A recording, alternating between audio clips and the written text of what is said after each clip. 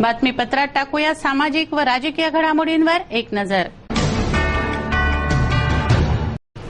तब्बल 2 महिन्यांनी अमरावती महानगरपालिकेची आमसभा झाली। या आमसभेत अग्रिम कर भरणाऱ्यांना 2% करात सूट देण्याचा प्रस्ताव पारित झाला।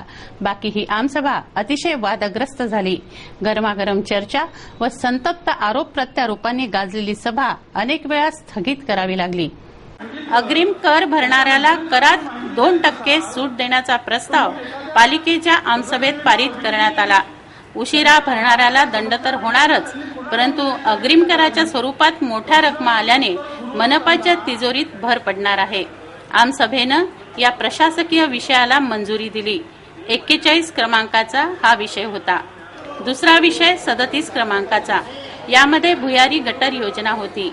भुयारी गटारांना घराघरातील सांडपाणी नाल्या जोडणे असा विषय होता। घर ते कंपाऊंड पर्यंतचा जोडणी खर्च घरमालक करेल, बाकी खर्च महाराष्ट्र जीवन प्राधिकरण करेल असा विषय होता। त्यासाठी प्राधिकरणाच्या अधिकाऱ्यांना पाठवण्याचं मनपानं म्हटलं होतं, मात्र जीवन प्राधिकरणाचे जबाबदार अधिकारीच येत नसल्यानं यावर निर्णय होत नाहीये। लालखडी येथे ट्रायल प्लांट आहे, यावरच मनपाचे मासिक 5 लाख रुपये खर्च होत आहेत। सांडपाण्यापासून खत निर्मिती होऊ शकते या विषयापर्यंत चर्चा पोचतच नाही।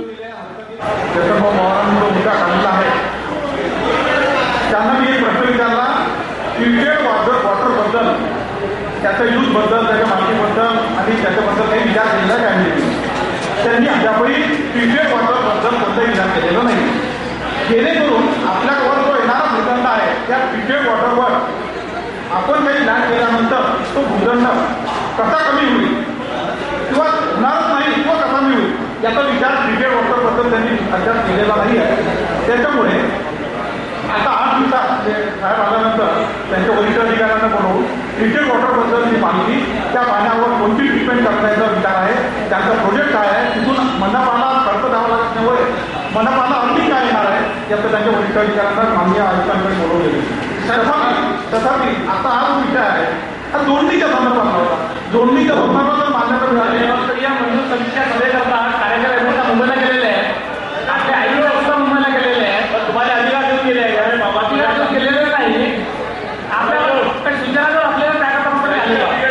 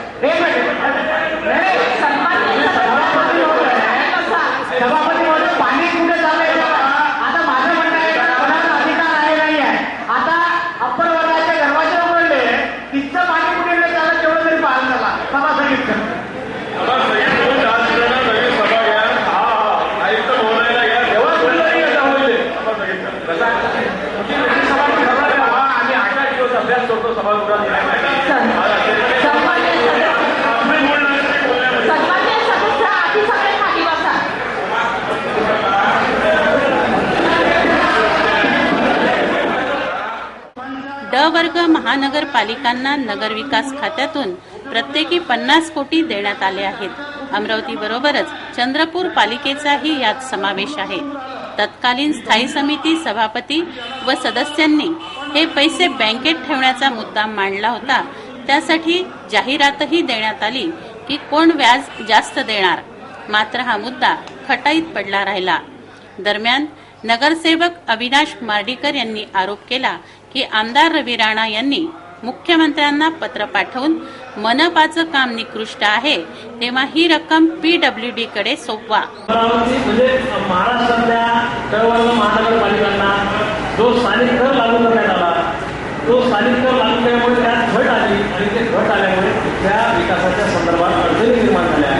म्हणून महाराष्ट्र शासनानं नगरविकास विभागानं 275 कोटी रुपयांची तरतूद त्या संदर्भात केली आणि 275 कोटीपैकी ड वर्ग महानगरपालिका विदर्भातले चंद्रपूर महानगरपालिका दुसरी अमरावती महानगरपालिका यांना 25-25 कोटी रुपये दिले. स्थानिक कर लागू केल्यामुळे तूट आली, घट आली, म्हणून विकासाचे कामं खोळंबली.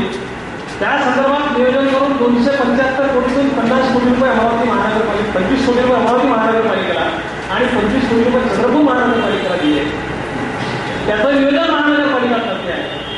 महानगरपालिकेच्या प्रशासनानं ते काम सुरू केलं आहे आणि त्यानंतर आमदारांनी पत्र द्यायचं आणि माननीय मुख्यमंत्री महोदय त्याच्यावरती सही करून ते पत्र पाठवायचं आणि आपण तो निधी बीआयडीसीकडे वरता करायचा.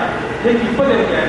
घटना 73 नुसार कलम 73 नुसार दुरुस्ती झाली आहे.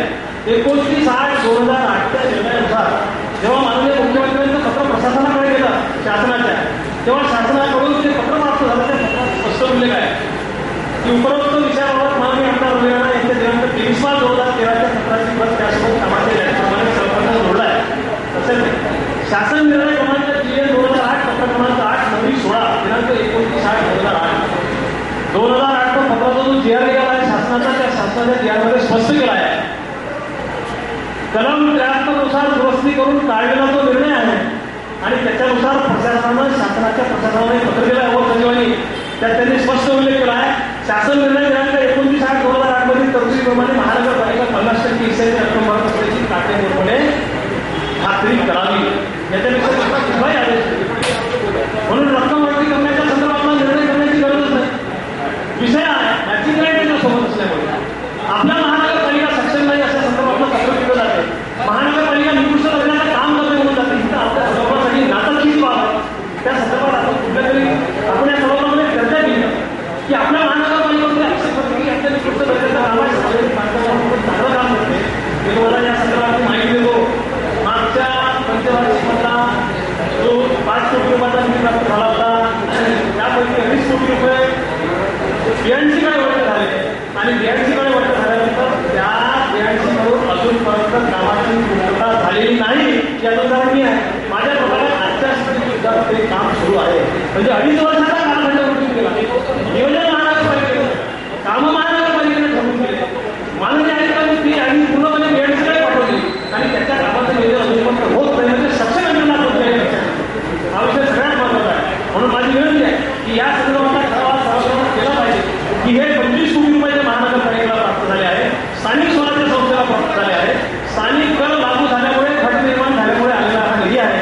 हा महानगरपालिकेने खर्च करावा आणि याच्यामध्ये मॅचिंग राईट टाकायची असल्यामुळे हा मॅचिंग राईट वरचा करण्याचं म्हणून या संदर्भातला या ठिकाणी सर्वांनी ठराव करावा आणि ठराव करून शासनाकडे पाठवावा की स्थानिक कर लागू झाल्यामुळे 25 कोटी रुपयाचे तुम्ही निधी दिली आहे ते तूट निर्माण झाल्यामुळे या शहराच्या सुरक्षेला मिळावे म्हणून हा निधी महानगरपालिका खर्च करेल, नियोजन महानगरपालिका करेल अशा पद्धतीचा आपण शासनाकडे पाठवून आणि या समितीचे अध्यक्ष विभाग आहेत. 29/8/2008 जो खेळ आला त्या खेळामध्ये समिती स्थापन करून दिली.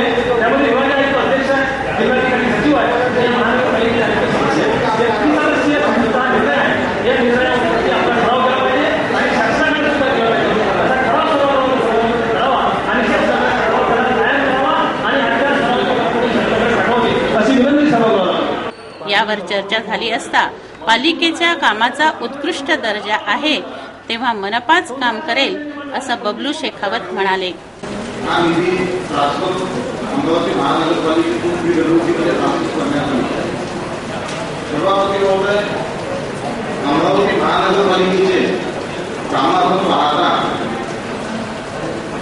100पैकी 2-4 कामं निकृष्ट दर्जाचे असेल तर बाकीचे कामं अमरावती महानगरपालिकेत मी जे स्वतः पाहिले अमरावती महानगरपालिकेचे कामं PWCच्या कामाच्या बरोबरीचे दर्जाचे कामं आहेत. आपल्या शहरात काय होतं की अमरावती महानगरपालिकेवर ऊटसूट कोणी उठला की डायरेक्ट आरोप करतो. ऊटसूट कोणी उठला की डायरेक्ट आरोप करतो. सातरच्या बाबतीत अमरावती शहरात पाहणार नाही. मुंबईमध्ये पहा, नागपूरमध्ये पहा, कचरा प्रत्येक ठिकाणी दिसते. मुंबईमध्ये तुम्ही मंत्रालयाच्या बाजूला 5 फडके कचरा खाली पडलेला असतो. पण अमरावती महानगरपालिकेचं असं आहे की कोणाला तरी वाटतं आज स्टेटमेंट द्या महानगरपालिकेवर असा विषय होता. महानगरपालिकेचा एक वेळा थोडंसं म्हणजे सगळ्यांना विनंती आहे की एक वेळा थोडंसं त्याचं या मागील 1.5 वर्षात तुम्ही पहा काम आहे. अरे साहेब, तुम्ही एक वेळा महानगरपालिकेचे काम तर जाऊन पहा. फक्त ऑफिसमध्ये बसूनच सांगता का कामं बरोबर नाही, असं बरोबर नाही. महानगरपालिकेची कामं प्रत्येक ठिकाणी हे जे 12.5 कोटी आहे, जे 25 कोटी रुपये आहे, ते अमरावती महानगरपालिकेचंच ठेवण्यात आहे. माननीय आमदार वैभव बाबा यांची कामं घेण्यात यावी, जो विषय नाही. आमचं हे म्हणणं नाही की त्यांची कामं घेण्यात येऊ, ते अमरावती महानगरपालिकेच्या त्यांचंही मतदारसंघ आहे, त्यांचीही कामं घेण्यात यावे. पण हे पैसे अमरावती महानगरपालिकेतच ठेवण्यात यावे. अमरावती महानगरपालिकेच्या माध्यमातून हे कामं करण्यात यावे असं ठराव आज इथं सर्वांच्या संमतीनं ठराव मंजूर करण्यात यावं, आज इथं कायम करण्यात यावं. यावर गरमागरम चर्चा झाली. सभा स्थगित करण्याचीही मागणी झाली. दरम्यान अनेक वेळा सभा स्थगित करण्यात आली. मनपाचं काम उत्कृष्ट असतं तर 70,000चं फायबर टॉयलेट 2,85,000 व 3,75,000चे हायड्रोलिक ऑटो 4,89,000 खरीदले गेले नसते. रस्त्यांचं बांधकाम नवीन असतानाच उखडलं नसतं. मनपाचं काम कसं आहे हे सगळ्यांनाच माहीत असल्याची दबक्या आवाजातली कुजबूज नगरसेवकात सुरू होती. प्रश्न क्रमांक 160 नगरसेविका अर्चना रवींद्र इंगोले यांनी मांडला. प्रभाग क्रमांक 1 मध्ये किती अपार्टमेंटला परवानगी दिली असा हा प्रश्न होता. हा मुद्दा अतिक्रमणावर नेला गेला. प्रचंड गोंधळ या मुद्द्यावर झाला व पुन्हा आमसभा स्थगित करण्याची मागणी झाली. अतिक्रमण हटवण्यासाठी पोलीस व मनपा अधिकाऱ्यांचं सेटिंग असतं असा आरोप नगरसेवक प्रवीण हरमकर यांनी केला, तर प्रशासनाच्या आदेशावरून अतिक्रमण पाडलं जातं असा आरोप बाळू भुयार यांनी केला. एकतर सगळेच अतिक्रमण हटवा, अन्यथा अतिक्रमण तसेच राहू द्या असे आरोप प्रत्यारोप आमसभेत लावण्यात आले.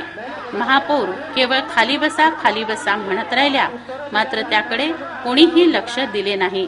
अमरावती महानगरपालिका क्षेत्रातील अभिनयशामधील सार्वजनिक वापराच्या जागेपैकी 10% खुली जागेवर व्यायामशाळा, वाचनालय, बालवाडी, पाळणाघर, मैदान, बगीचा अशा स्वरूपाच्या अरुंद असलेल्या वापराकरता ₹10,000 त्रिगाट शुल्क, ₹10,000 भुयारी गटात शुल्क व प्रस्तावित जागेचे बाजार मूल्य दर्शनुसार त्याप्रमाणे 50% जमीन वापर मूल्य अथवा जमीन वापर मूल्याचे 8% वार्षिक भाडे प्रति वर्ष या प्रकारे आकारणी करून प्रामुख्याने अभिनयासाठी भूखंडधारकाच्या लेखी संमतीने आयोजित संस्थेत परवानगी 25 पद्धत देण्यात येत आहे. प्रथम हरकती बाबत जाहीर सूचना प्रसिद्ध खर्च ₹3,000 आयोजित संस्थेकडून देण्यात येईल. अशा प्रकारे दिलेल्या परवानगीमध्ये आयोजित संस्थेकडून या वापराकरता जागा दिली आहे त्याऐवजी दुसरा वापर करता येतो किंवा काही संस्थेने वापर सुरू केलेला नाही. काही प्रकरणात परवानगी देतेवेळी मोक्यावर भूखंड धारकाची घरी नसतात, नंतर भूखंड धारकाने राहण्याकरता आले असतात ते अडचणी येतात. मंजूर करण्यासाठी खुल्या जागेच्या क्षेत्रापैकी 10% क्षेत्राकरता विकासाकरता महाराष्ट्र प्रादेशिक व नगररचना अधिनियम 1966 कलम 154 शासन निर्देश दिनांक 10 जून 1996 व दिनांक 22 जून 1999च्या आदेशामधील निर्देशाव्यतिरिक्त अट क्रमांक 5 दिनांक 10 जून 1996 निर्देशाप्रमाणे मान्य आयुक्तांना योग्य त्या अटी शर्तीचा समावेश करण्याचे निर्देश आहे. या संबंधाने सुधारित धोरण ठरवण्याबाबत सभेमध्ये माहिती गुन्हेगारांमध्ये प्रशासकीय विषय ठेवण्यात आला होता. आजच्या आमसभेत आयुक्त डोंगरे हजर नव्हते. शनिवारच्या या आमसभेत केवळ अग्रिम कर भरणाऱ्याला सूट हा एकच लोकोपयोगी विषय पारित झाला, तेही मुठभर लोकांचाच. जनसामान्यांसाठी मात्र कुठलेही प्रस्ताव पारित झाले नाही, निर्णयापर्यंत पोचले नाही. महापौर केवळ खाली बसा म्हणत राहिल्या. यावेळी तुषार भारतीय संतापले. अधिकारी उत्तर देत नाही व तुम्ही खाली बसा कसे म्हणता, आमच्यावर दबाव आणता का, असा संतप्त सवाल त्यांनी केला. नगरसेवक प्रवीण हरमकर यांनी फायबरच्या टॉयलेटचा मुद्दा आमसभेत उचलला. आयुक्त, उपायुक्त, संबंधित अधिकारी आमसभेत गैरहजर होते. उत्तर न मिळाल्यानं सभेत नुसताच गदारोळ माजला व सभा स्थगित झाली. ही स्थगित सभा पुढील आठवड्यात होण्याचे संकेत आहेत.